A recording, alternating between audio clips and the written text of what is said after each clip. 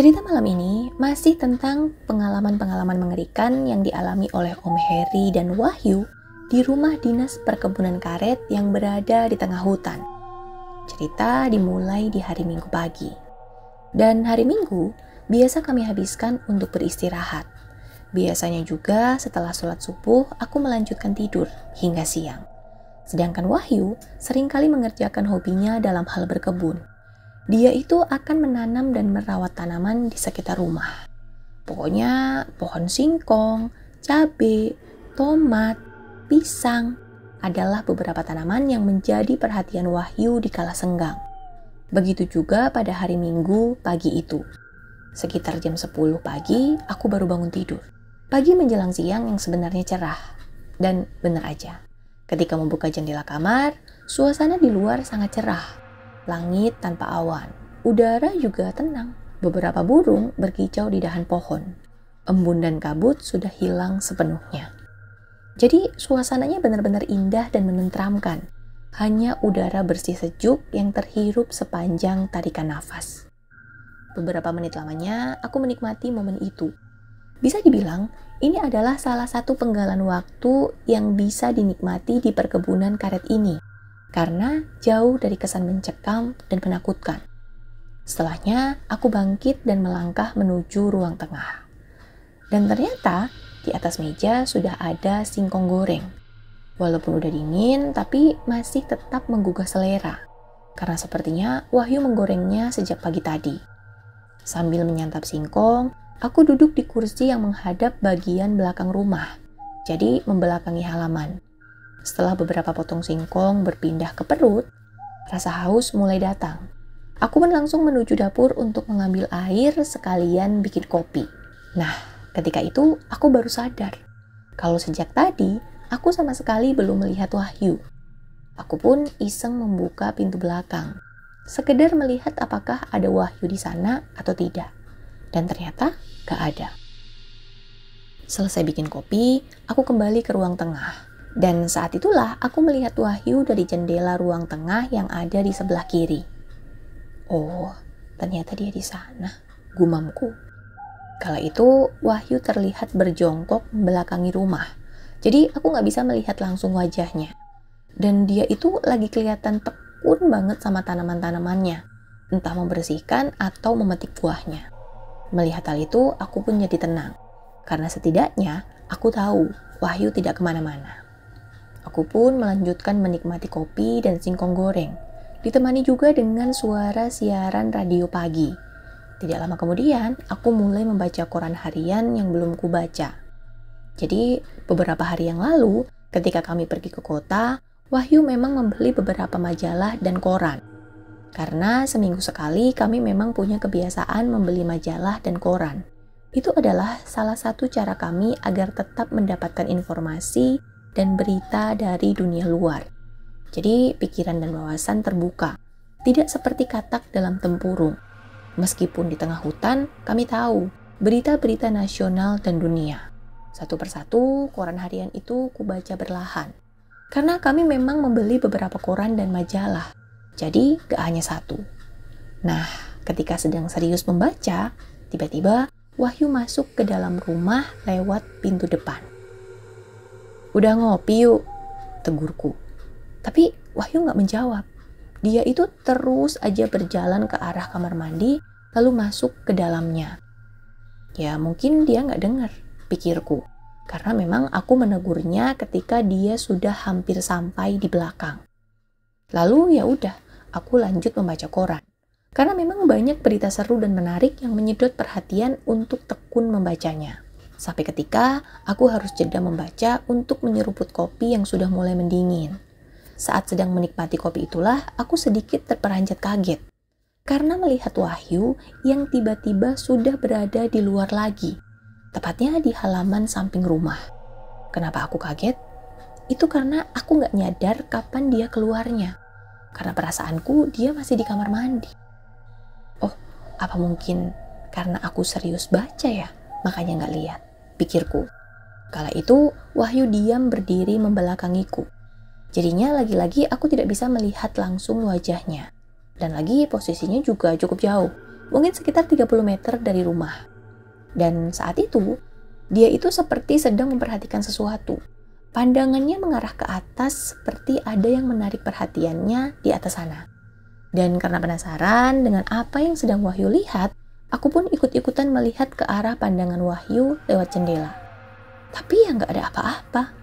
Dan herannya, si Wahyu itu tetap fokus ngelihat ke atas. Ih, lihat apa sih dia? Gumamku. Dan karena penasaran, aku pun membuka jendela lalu memanggil Wahyu.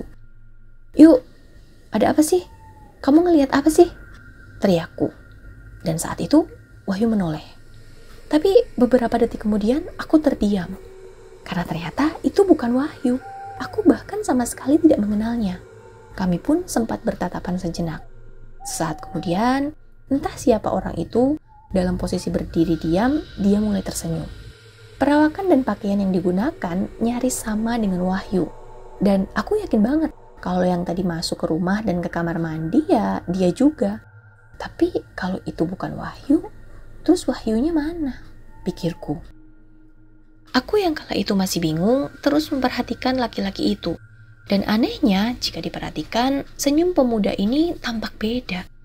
Lambat laun, senyumnya berubah menjadi seperti menyeringai dengan sorot mata yang menyeramkan. Wah, melihat itu, pelan-pelan aku pun menutup jendela, walau masih terus memperhatikannya dari kaca. Gak lama kemudian, laki-laki itu pun balik badan kemudian berjalan menjauh, menyusuri pepohonan yang ada di samping rumah. Setelah itu menghilang dan tidak kelihatan lagi. Melihat itu, aku bergegas keluar rumah dan duduk di teras depan sambil menunggu Wahyu yang entah sedang kemana. Saat itulah aku baru sadar kalau ternyata sejak tadi motor Wahyu emang gak ada, hanya ada motorku aja. Untunglah gak terlalu lama, mungkin sejam lebih atau sekitar jam 11, terlihat ada motor yang bergerak mendekat. Dan dari kejauhan sepertinya itu benar-benar Wahyu. Setelah sudah sampai dan parkir di halaman, aku semakin yakin kalau itu Wahyu asli. Wah, Pak Heri udah bangun. Kamu dari mana, Yuk? Dari rumah Amri, Pak. Tempo hari dia pernah bilang kalau besok mau pulang ke Palembang. Jadi saya ada titipan buat orang rumah. Oh, gitu. Terus yang bikin singkong goreng kamu kan? Iyalah, Pak. Siapa lagi emangnya? Tadi pagi, sebelum berangkat, saya sempatkan untuk goreng singkong buat Pak Heri sarapan. Ada apa sih, Pak? Enggak ada apa-apa. Jawabku sambil tersenyum. Dan karena Wahyu sudah menjelaskan semuanya, aku jadi gak penasaran lagi. Yang masih membuat penasaran, siapakah sosok pemuda misterius tadi? Dan kabar baiknya, ternyata dari kota Wahyu membawa 2 bungkus nasi padang untuk kami makan siang. Di ruang tengah, kami menyantapnya sambil berbincang. Wahyu menceritakan pertemuannya dengan Amri. Perbincangan sendau gurau itu sedikit banyak mengalihkan pikiranku dari rasa penasaran akan sosok pemuda yang tadi aku lihat di samping rumah. Tapi sepertinya Wahyu curiga dengan gelagatku. Pak, sebenarnya ada apa sih pas saya tadi nggak ada, Pak? Pak Heri kelihatan aneh, tanya Wahyu. Gak ada apa-apa, Yuk. Habis bangun tidur tadi saya baca koran, ngopi, dan makan singkong goreng buatan kamu itu. Halah, gak usah bohong, Pak. Kita udah serumah selama 3 tahun loh. Saya udah kenal banget sama gelagat aneh Pak Heri, jawabnya. Ya sudah, melihat Wahyu seperti itu, akhirnya aku pun menceritakan semuanya tentang pemuda misterius yang tadi pagi aku lihat. Jadi gitu, Pak. Dengar cerita Pak Heri, berarti saya juga harus cerita tentang peristiwa minggu yang lalu, Pak. Pas saya sendirian di rumah, pas Bapak pergi bareng Pak Lurah ke kota sampai larut malam itu loh, ucap Wahyu. Jadi memang beberapa minggu sebelumnya, tepatnya sore-sore, ada keperluan yang harus dikerjakan sama Pak Lurah di kota dan meninggalkan Wahyu sendirian di rumah. Tapi karena ternyata urusannya baru beres sekitar tengah malam, aku pun baru sampai rumah jam 1 dini hari. Dan pas sampai rumah itu, aku melihat Wahyu seperti baru saja melewati kejadian yang menyeramkan. Wajahnya itu pucat dan badannya basah sama keringat. bicaranya juga gelagapan. "Maaf yuk, urusan sama Pak Lurah baru aja selesai tengah malam. Kamu nggak kenapa-napa kan?" Enggak Pak, alhamdulillah Pak Heri sudah sampai juga akhirnya." "Aduh yuk, kalaupun tadi ada apa-apa, kamu ceritanya besok aja ya yuk. Sekarang kita coba untuk tidur aja ya." Begitu kataku. Karena aku yakin banget kalau Wahyu memang baru saja merasakan kejadian menyeramkan. "Iya Pak, besok pagi aja," jawabnya. Dan kami pun tidur. Tapi keesokan harinya karena pekerjaan yang sangat padat dan melelahkan, kami jadi teralihkan. Jadinya Wahyu lupa untuk bercerita. Sampai akhirnya di hari Minggu ini dia bercerita. Jadi gini ceritanya. Waktu itu aku dan Pak Lurah berangkat ke kota setelah pekerjaan di perkebunan selesai. Mungkin kira-kira jam 5 sore. Meninggalkan Wahyu sendirian di rumah. Karena memang dia nggak mau ikut. "Pak Heri nggak lama kan ya?" tanyanya. "Harusnya sih nggak yuk. Jam 9 juga sudah sampai rumah lagi," jawabku. "Ya udah, saya nggak usah ikut deh Pak. Mau istirahat aja." Begitulah percakapan terakhir kami. Setelah itu, aku dan Pak Lurah berangkat. Dan seperti biasanya, sore itu Wahyu menunggu malam sambil duduk di teras depan, beristirahat sambil menikmati sore ditemani kopi dan rokok. Menurut Wahyu, sore itu seperti sore biasanya, normal-normal aja. Cuaca juga cerah dan bersahabat. Kepulan asap rokok menjadi teman melepas lelah, sambil menikmati suasana perkebunan yang persis berada di hadapan. Pokoknya waktu itu benar-benar sangat menenangkan. Tapi, menjelang jam 6, ketika hari mulai gelap, ada sesuatu yang terjadi. Lebih tepatnya, ada yang menarik perhatian Wahyu. Wahyu yang kala itu bangun dari duduk karena berniat mandi, sedikit terkejut ketika melihat ada seseorang yang berjalan menyusuri sisi perkebunan. Jaraknya mungkin sekitar 50 meter dari tempatnya duduk. Tapi Wahyu masih dapat melihatnya cukup jelas. Dan dari perawakannya, orang itu masih muda, lurus dan tidak terlalu tinggi. Rambutnya juga sedikit gondrong. Dia berjalan dari sisi perkebunan sebelah kiri menuju bagian sebelah kanan. Itu siapa ya?" pikir Wahyu. Karena memang dia sama sekali tidak kenal sama laki-laki itu. Beberapa saat lamanya, Wahyu hanya terdiam memperhatikan. Sampai akhirnya memberanikan diri untuk memanggil. "Mas, mau kemana?" Setengah berteriak, Wahyu berharap mendapat balasan. Tapi ternyata enggak. Pemuda itu enggak menjawab. Tapi dia terus melanjutkan melangkah ke sisi perkebunan sebelah kiri. Apa mungkin dia buru-buru takut kemalaman ya? Makanya enggak jawab panggilanku. Gumam Wahyu sambil terus memperhatikan. Sampai akhirnya pemuda itu hilang di antara pepohonan karet. Dan karena hari semakin gelap, Wahyu pun memutuskan untuk masuk ke dalam rumah. Singkat cerita, malam pun tiba. Seperti biasa, Wahyu menyalakan seluruh lampu, sengaja supaya setiap sudut rumah tersentuh cahaya. Selepas waktu Isya, Wahyu duduk di ruang tengah menikmati kopi sambil membaca majalah, diiringi dengan suara radio juga. Tapi, ada sesuatu yang mengganjal di pikirannya, yaitu mengenai sosok pemuda yang tadi sore dia lihat. Siapa pemuda itu? Dia mau kemana? Pokoknya pertanyaan seperti itu yang berkecamuk di kepala Wahyu. Tapi ya udahlah, dipikirin gimana pun Wahyu nggak dapat jawaban, karena memang dia nggak kenal siapa pemuda itu. Dan ternyata sampai jam 9 lewat, ketika dia sudah menghabiskan berbatang-batang rokok, Wahyu mulai kepikiran kenapa aku belum pulang juga. Sesekali Wahyu mengintip dari tirai jendela, melihat kalau-kalau aku sudah terlihat di kejauhan. Tapi ternyata belum membuahkan hasil, karena aku belum juga datang. Sampai akhirnya sesuatu kembali terjadi.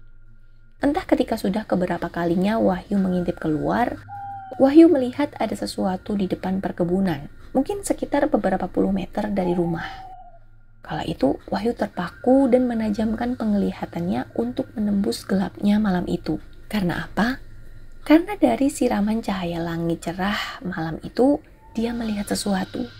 Walaupun belum terlalu jelas, tapi dia dapat memastikan kalau ada seseorang yang sedang berdiri diam di depan perkebunan. Sosok itu berdiri hanya sekitar 20 meter dari rumah. Tapi pertanyaannya, itu siapa? Karena dari posturnya, sosok itu jelas bukan aku. Perawakannya itu sangat beda menurut Wahyu. Sayangnya saat itu Wahyu sama sekali tidak bisa melihat sosok itu. Selain masih samar dan gelap, wajahnya juga menghadap ke depan. Saat itulah, beberapa detik kemudian, tiba-tiba perasaan Wahyu jadi gak enak. Dia itu tiba-tiba merinding. Lalu dia pun menutup tirai, lalu kembali duduk di ruang tengah. Wahyu mencoba mengalihkan rasa takutnya dengan kembali merokok. Tapi bukannya tenang, Wahyu justru semakin cemas sekaligus penasaran. Itu manusia apa bukan? Pikirnya. Karena saat itu kan sudah nyaris jam 11 malam. Kalaupun dia manusia, pasti normalnya dia udah ngetuk pintu dong. Karena berani banget selarut itu di tengah kebun, pikir Wahyu. Dan ketika entah sudah berapa batang rokok yang dia hisap, Wahyu itu nekat kembali berdiri untuk sekali lagi mengintip keluar.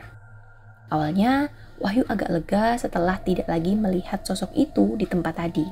Jadinya perkebunan kelihatan kosong lagi, seperti sedia kala. Tapi walaupun begitu, Wahyu masih melihat keluar. Pandangannya terus menyusuri setiap sudut perkebunan yang masih bisa dia jangkau dengan mata. Dan ketika dia memperlebar celah tirai untuk mengintip, Wahyu kaget banget. Karena dia sadar kalau ternyata ada seseorang yang sedang duduk di teras depan. Iya, ada orang yang lagi duduk di kursi teras sambil menghadap perkebunan. Dan dia itu duduk membelakangi Wahyu yang sedang berdiri mengintip di belakangnya. Dari perawakannya, sosok itu mirip banget dengan yang Wahyu lihat sore tadi. Mirip banget. Jadi Wahyu yakin kalau ini adalah orang yang sama. Sosok itu hanya terus duduk diam di teras sambil pandangannya menatap lurus ke depan atau ke perkebunan. Lalu entah apa yang ada di pikiran Wahyu, dia akhirnya berani membuka pintu lalu menegurnya. "Malam mas, maaf, masnya ini siapa ya? Dari mana dan mau kemana?" Kalimat tanya meluncur tenang dari mulut Wahyu ketika dia sudah berdiri tepat di samping pemuda itu. Namun si pemuda tetap diam, sambil terus menatap ke depan. Di titik ini, nyali Wahyu masih cukup tinggi untuk melontarkan pertanyaan lagi. "Maaf mas, ini udah malam. Mas dari mana? Atau mau kemana?" Tanya Wahyu lagi. Tapi ya tetap hening. Dia masih diam aja. Dan beberapa belas detik kemudian, akhirnya dia menjawab dengan suara yang sangat datar. "Saya menunggu nenek saya." "Hah? Nenek, mas? Kenapa nunggunya di sini?" Tanya Wahyu. Dan kali ini nyalinya sudah mulai goyah. "Karena nenek saya suka datang ke rumah ini. Dia sering nyapu di sebelah rumah ini. Di situ." Jawabnya lagi. Dan kali ini dia nggak lagi menatap ke depan, tapi menoleh ke arah Wahyu sambil jari telunjuknya menunjuk ke samping rumah. "Nenek saya yang suka nyapu pakai sapu lidi, mas." Katanya lagi. Wah, saat itu Wahyu lemes. Seketika jantungnya seperti berhenti. Karena begitu si pemuda noleh, wajahnya itu berlumuran darah. Bahkan darahnya itu ngalir sampai ke baju dan celananya. Untunglah Wahyu masih bisa mundur perlahan dan memaksa kaki untuk melangkah lagi masuk ke dalam rumah. Dengan kekuatan yang masih tersisa, pas sudah di dalam rumah, Wahyu langsung mengunci pintu dan kembali duduk di ruang tengah. Sambil masih ketakutan, Wahyu coba menenangkan diri dengan menyalakan rokok. Tapi ya tetap aja Wahyu gemetar tidak karuan. Karena dia yakin banget kalau sosok pemuda itu masih ada di teras. Apalagi kemudian ada yang mengetuk pintu. Wah, Wahyu jelas semakin ketakutan. Dan ketukan demi ketukan pintu terus terdengar. Wah, keringat dingin mulai mengalir deras. Bahkan bisa dibilang Wahyu ada di ambang pingsan. "Tolong pergi dari sini, tolong." Kalimat itu terucap dari mulut Wahyu sambil gemetar ketakutan. Tapi sekali lagi, suara ketukan masih saja terdengar. Sampai akhirnya, menjelang jam 1 malam, Wahyu mendengar suara motor dari kejauhan. Dan ternyata itu adalah aku yang baru saja sampai. Begitu aku sampai teras, barulah suara ketukan pintu menghilang. Nah, jadi begitulah. Satu penggalan cerita seram yang aku dan Wahyu rasakan di rumah perkebunan karet. Satu cerita yang tentu saja menimbulkan pertanyaan baru. Siapakah sosok pemuda itu? Hai, cerita ini masih berlanjut ya. Bagi yang gak sabar, boleh baca sendiri di akun @bristory. Di sana lengkap banget. Nanti aku taruh linknya di bawah. Tapi buat yang mau dengerin aja, silakan tunggu video selanjutnya. Makasih banget ya yang udah dengerin. Makasih banget yang udah subscribe. Dan boleh banget di like jika kalian suka. Sugeng dalu.